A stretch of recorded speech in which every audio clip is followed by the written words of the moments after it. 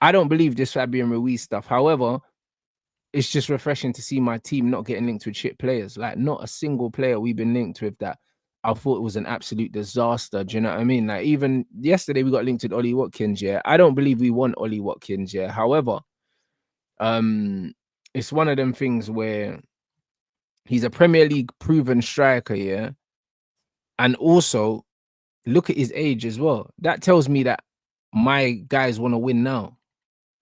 That's what I'm taking from it. I don't believe we want Ollie Watkins. But if they're saying that he's on a long list, yeah, and we've seen Mitrovic on this list, we got linked with Ivan Toney as well now.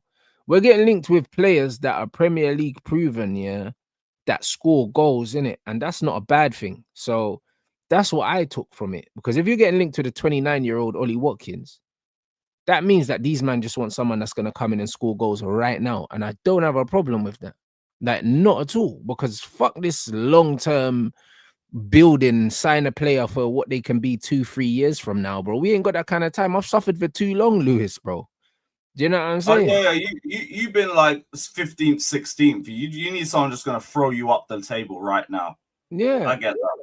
Do you know what I'm saying? So it's one of them ones and where Ollie someone Watkins, else is there to take the workload in a year or two's time, even better. Yeah, 100%. So being linked to a Watkins, loads of people are saying, I can't believe we're getting linked to Watkins, but bro, like, we're not gonna sign him, one, but two, it's more what the link represents. It means that they've got a list of strikers, yeah, that are Premier League proven, that are just going to score goals and get us the goals that we need now, innit? I don't want Watkins. I don't believe we're in for Watkins. But the fact that he's on a list that had Mitrovic on it, which might have Ivan Toney on it as well, like, it tells me what these man. Yeah, apparently, bro, a lot of guys are leaving Saudi, bro. I seen that Duran's been linked with Turkey or something like that. Oh, he already gone. I got the here we go. What, today? Yeah, last night he's gone for Nabache. I was about to say, I'm surprised you lot didn't get linked with him. You see what I'm trying to say, guys? Something ain't quite right in Saudi, because Saint Maximum went, and then he went to Saudi, and then within a year he was in Turkey as well. Like, I don't know what the link is between Saudi and Turkey, but these guys seem to be leaving like after a year or two. So clearly something ain't quite right. And if that's the case, go get me Ivan Toney right now. Okay. Yeah, sure.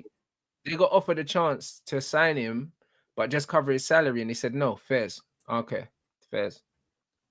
Do you know what I mean? So it's one of them ones like 300, 400. Fuck that. Yeah, that's what I'm saying. So yeah, that's what it is. So a lot of these guys are going over to Turkey, man. A lot of them are. So that's going to be mental. That's going to be absolutely mental. So I think Ivan Toney, the fact that we've been linked to them, I think that there's a real chance that these men might leave Saudi and come back, because a lot of people are being linked to the move away after 1 year. So, bro, run that. You know them ones there, run that. But I'll take Ivan Toney at Manchester United right now, like, no questions asked. Do you know what I'm saying? No questions asked right now, man. So me as well. That was my number 2 choice last season over Osimhen. Yeah. So I like the fact that we're getting linked to goal scorers, guys. Like, that's all it is. That's what you should take from the Ollie Watkins thing. Don't take from it like, oh my days, we want Watkins, it's meaty, because yes, it's not a needle mover, but it tells me the direction that the club are trying to go into. They want proven goal scorers, in it, and that will propel us up the table very, very quickly. Just getting proven goal scorers. Facts, especially with 1 game a week. Already said, if you guys can pattern your first team, you don't even really need too much depth around that. Nope. The tempo that you guys are gonna play is going to. We've already got depth, because we got one of the biggest first team squads in the league, bro. Like, when everyone's fit, we've got a massive squad. Do you know what I'm saying? Yeah, with all the loanies coming back as well. Yeah, I hear that. We have a massive squad, bro. Man United squad's been overinflated as long as I can remember. probably all the way back to the Ferguson days. We always had 2 players for each position, even then.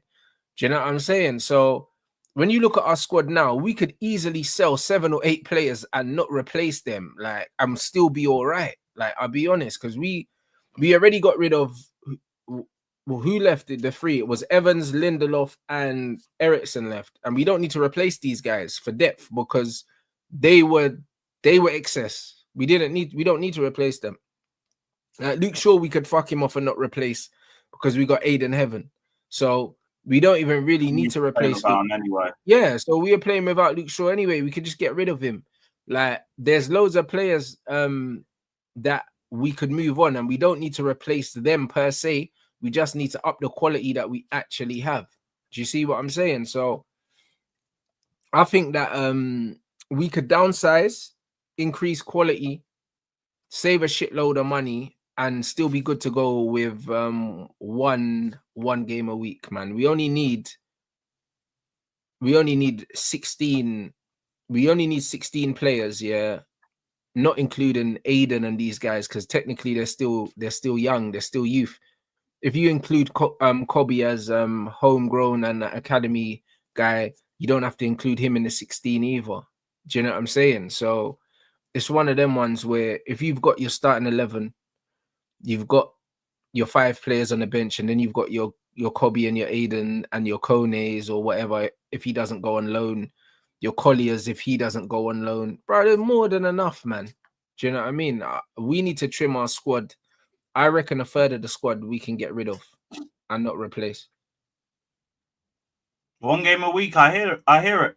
You don't need that much rotation. You really don't. This is the time to downsize the squad. And even Barada, they were saying that Barada has financially, he's put us in a really, really good place with PSR because of all the trimming that he's done. And when we start doing a trimming to that wage bill as well, it's going to make a big difference because Sancho, Rashford, Anthony are 3 of our higher earners.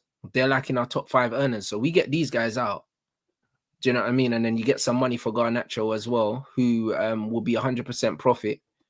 Like, everything's looking, yeah, it's looking really, really healthy, man. Do you know what I'm saying? It's looking really healthy. So now the only way to perfect that window is if you get Mount and Højlund gone. 100%. Man said, have you seen any players in the Club World Cup? Players that have stood out to me is that Gerson midfielder. I can't remember who he plays for. The Brazilian. I think he plays for Flamengo. He looks good. Wesley looked good for Flamengo. I think he played right wing back. Yeah, right wing back. Yeah. Pavlidis looks good. He looks good, Pavlidis. Them two really, because they play in positions that we need players, so they've stood out to me really. But it's a yeah, man. The tournament itself, I think the teams as a whole, have the teams as a whole, the Brazilian teams as a whole have played some really good football, man. Like even what team does Thiago play for? Is it Palmeiras? Fluminense, yeah. The offside goal that they scored yesterday, yeah. Some of the football was fucking unbelievable, bruv. Like, I was watching them man playing head tennis on the pitch. Like, I'm thinking these man taking a piss. Like, some of the football I've seen from these Brazilian teams has been ridiculous, innit? Like, they play some really, really good football, like fan-friendly football, man. And especially after watching the Premier League all season, and it's a breath of fresh air seeing this kind of football. So, yeah, man, I don't, in terms of individuals, like, I'd say them two for sure, Pavlidis and Gerson, and then there was the South African guy that played for Sundowns. He was balling out. I can't remember his name now, the midfielder. I like how the Club World Cups allowed like a lot of these other clubs to like show the level of their leagues too. That's why I think the best thing of this tournament's been. We knew the Brazil league's good. I don't think a lot of people thought they'd be this competitive against the European teams. Yeah. Even some of the other teams like Sundowns and the way they played against Dortmund, like it's been refreshing to watch it because the narrative usually is that like Europe just dunks on everybody in club competitions.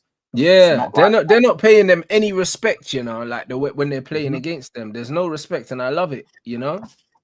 Same, like Flamengo have been chatting shit to us all year about how they're gonna beat us, and they backed their chat. Yo, watch, I hated it. Fucking hated it, bro. And they were the better team too. I couldn't find anything. I was like, these fuckers just did exactly what they said they're gonna do. Cool. Yeah. Cool.